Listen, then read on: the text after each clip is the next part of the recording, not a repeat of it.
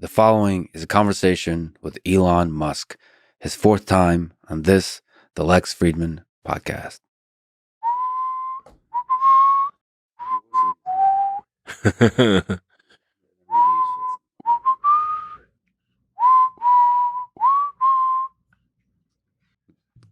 thought you were going to finish it.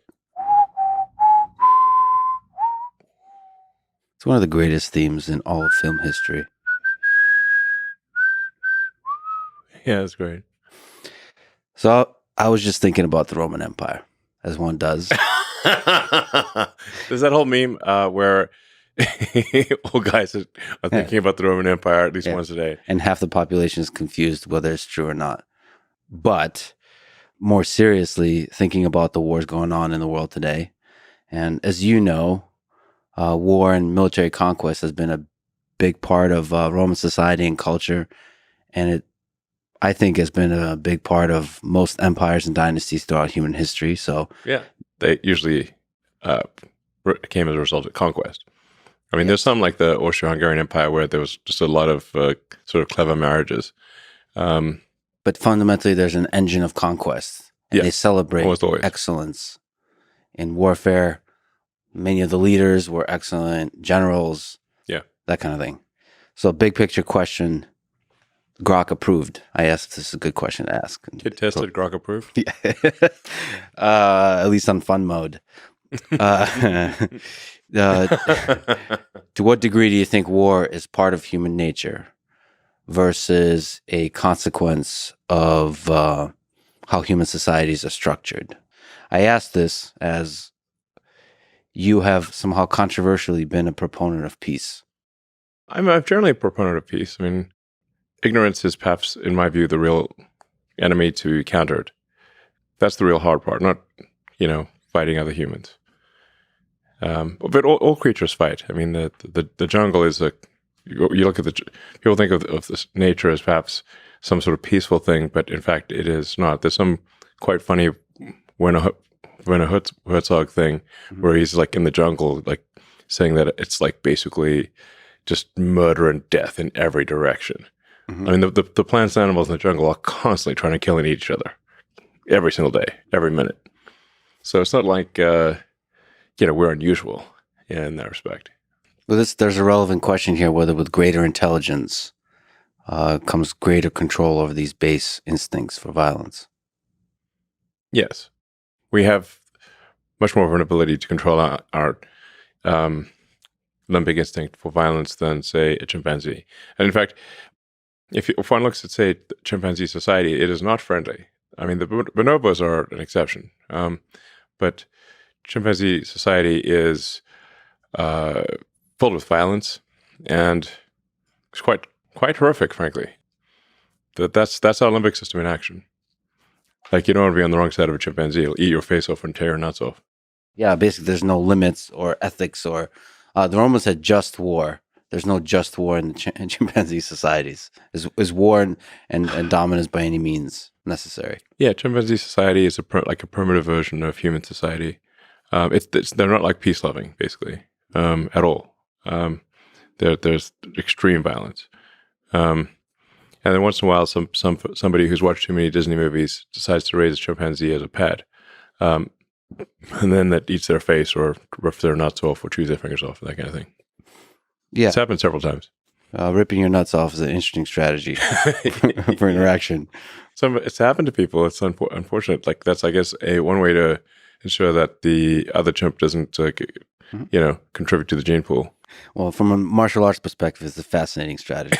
the nut ripper. I wonder which of the martial arts teaches that.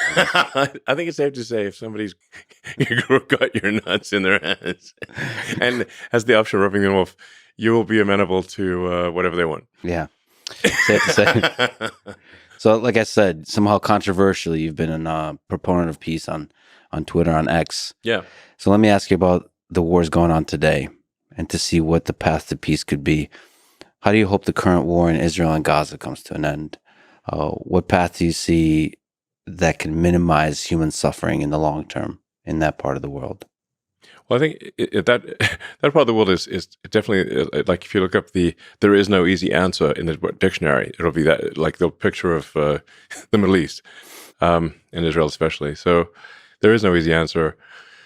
Or what my this is strictly my opinion of is that the goal of Hamas was to provoke an overreaction from Israel.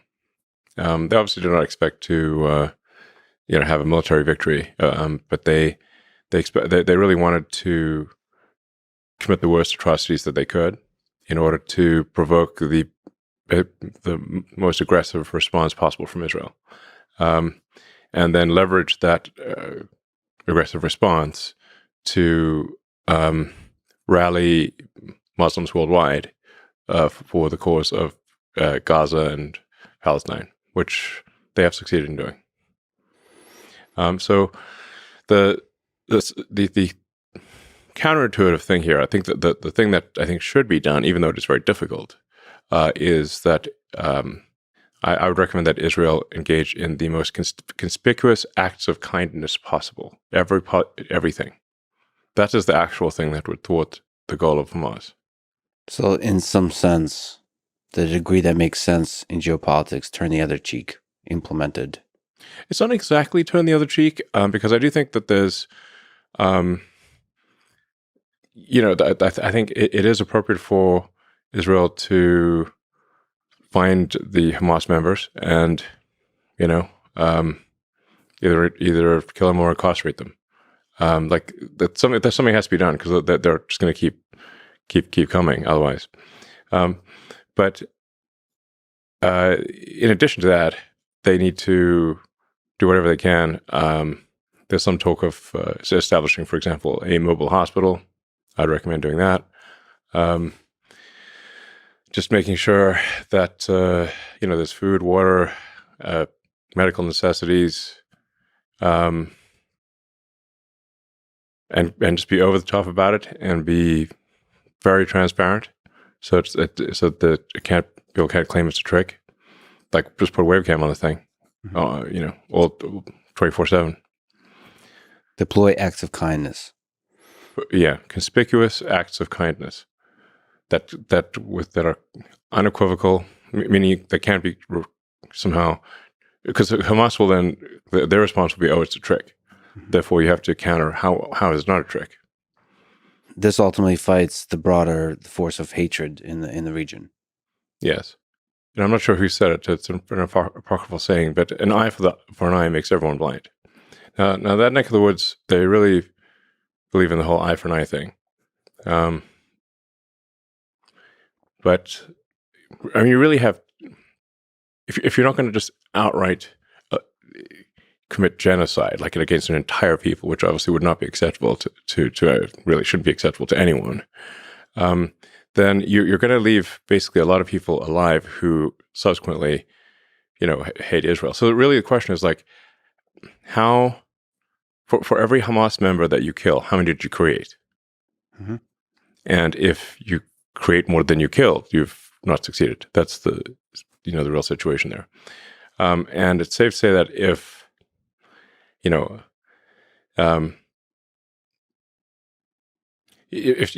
you kill somebody's child in Gaza,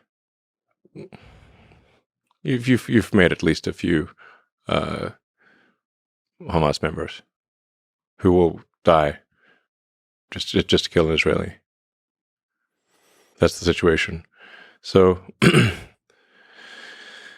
but I mean, this is one of the most contentious subjects one could possibly discuss. But I think if the goal ultimately is some sort of long-term peace, one has to look at this from the standpoint of, over time, are there more or fewer terrorists being created? Let me just linger on war. Yeah, well, war. It's safe to say wars always existed and always will exist. Always will exist. Always has existed and always will exist. I hope not. You think it always will? There will always be war. It's a question of just how much war, and what there's this sort of the scope and scale of war, mm-hmm. But to imagine that there would not be any war in the future, I think would be a very unlikely outcome. Yeah, you talked about the culture series. There's war even there. Yes. It's a giant war. The first book starts off with a gigantic galactic war where trillions die. Trillions. But it still nevertheless protects these pockets of flourishing. Somehow you can have galactic war and still have pockets of flourishing. Yeah, I mean, it's. I guess if we are able to one day expand to, fill the galaxy or whatever, there will be a galactic war at some point. The scale. I mean, the scale of war has been increasing. It's like a race between the scale of suffering and the scale of flourishing. Yes. A lot of people seem to be using this tragedy to beat the drums of war and feed the military-industrial complex. Do you worry about this? The people who are rooting for escalation, and how can it be stopped? One of the things that does concern me is that there are very few people alive today who actually viscerally understand the horrors of war, at least in the US. I mean, obviously there are people on the front lines in Ukraine and Russia who understand just how terrible war is. But how many people in the West understand it? My grandfather was in World War II. He was severely traumatized. He was there, I think, for almost 6 years in East and North Africa and Italy. All his friends were killed in front of him, and he would have died too, except they randomly gave some, I guess, IQ test or something, and he scored very high. Now, he was not an officer. He was, I think, a corporal or a sergeant or something like that, because he didn't finish high school. Because he had to drop out of high school because his dad died, and he had to work to support his siblings. So because he didn't graduate high school, he was not eligible for the officer corps. So, he kind of got put into the cannon fodder category, basically. But then randomly they gave him this test. He was transferred to British intelligence in London. That's where he met my grandmother. But he had PTSD next level. I mean, just didn't talk. And if you tried talking to him, he'd just tell you to shut up. And he won a bunch of medals. Never bragged about it once. Not even hinted. Nothing. I found out about it because his military records are online. That's how I know. So he would say no way in hell. Do you want to do that again? But how many people? Now he died, 20 years ago or longer, actually 30 years ago. How many people are alive that remember World War II? Not many. And the same perhaps applies to the threat of nuclear war.